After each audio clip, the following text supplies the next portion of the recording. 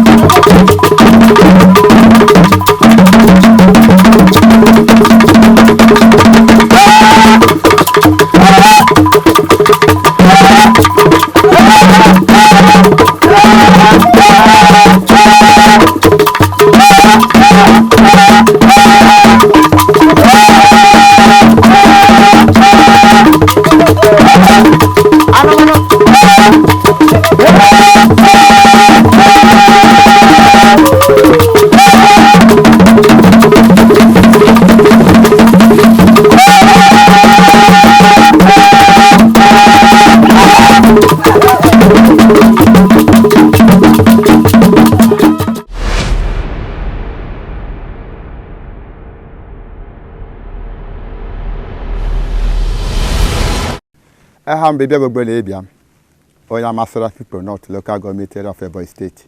IHG AHG Maregwebu Ojela Lere International Dance Group from Amasịrị Afikpo North local government of Ebonyi State. Otele during 70s can be the Rigbewa. It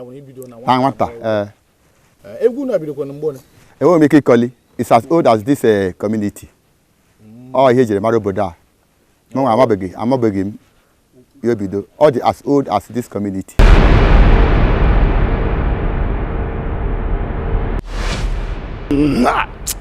Ọba amakwara ọba egwu ọdịnala Zinike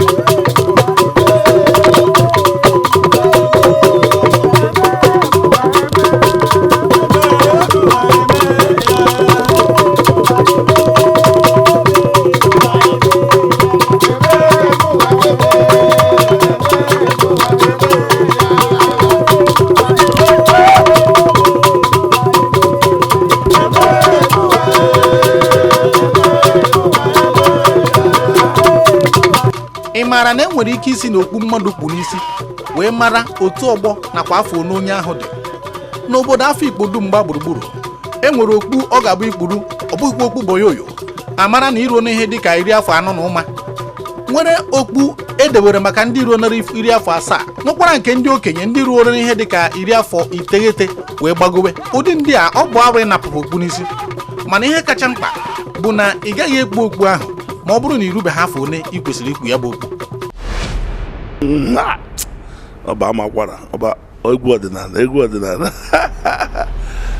ike. Okpu delodelde nke a nna anyị kpu enweghị ike ikpu ya, ọ na-ekara sọsọ ha na-ekpu igusi n'ọdịla olichele 70 up ọ bụ a na-ekpu ya, enweghị ike idetu ya aka, ndetu ya aka ewu ya ole si ya bupụrụ enye m n'aka before m ewere detu ya, beta enweghị ike ikpu ọ detu ya aka without his permission. Dịka etu ahụ ụmụaka na-abụ ha ikekwe ha rijuo akpụ afọ anapụ nke a bụ nke obodo ya agba gị na-anwụ gị na ya family agaghị provide the tin ehi ewu a ga-eji gwa ha. Yes, all the highest disgrace na obodo anyị ọ ga-eruo 40 years before gị kpe nke a. Ya ndị a kpuchi ya na-erugo 40 years. Ya okpuisi agụ ya okpuhie ya mba ya n'ala Igbo o wepụ ọzọ the last ya ya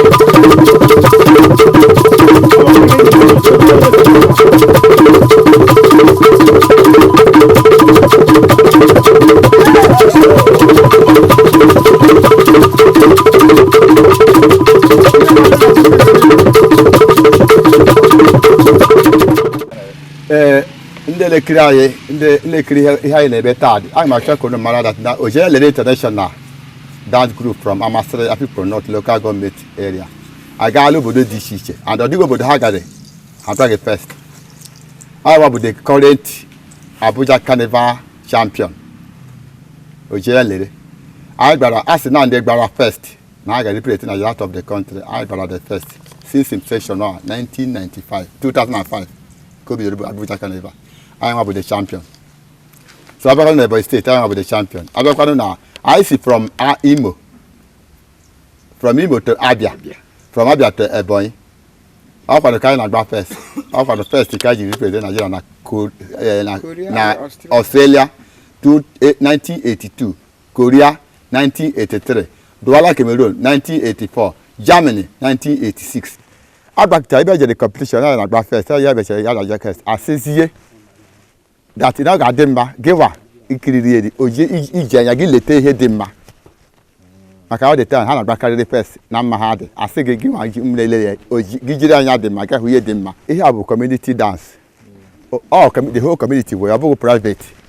Adịghị ihe dị mma bụ gị bụ as a youth or boy or a girl ị ga-ada chọrọ igosi ime showcase ya people's culture ọdịnala ka igosi ihe dat n'ime itoro n'obodo a.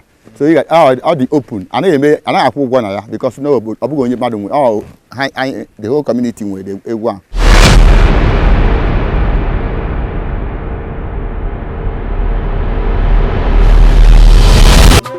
Obodo dị iche iche n'ala Igbo nwere njirimara ha n'ihe gbasara ịgba egwu.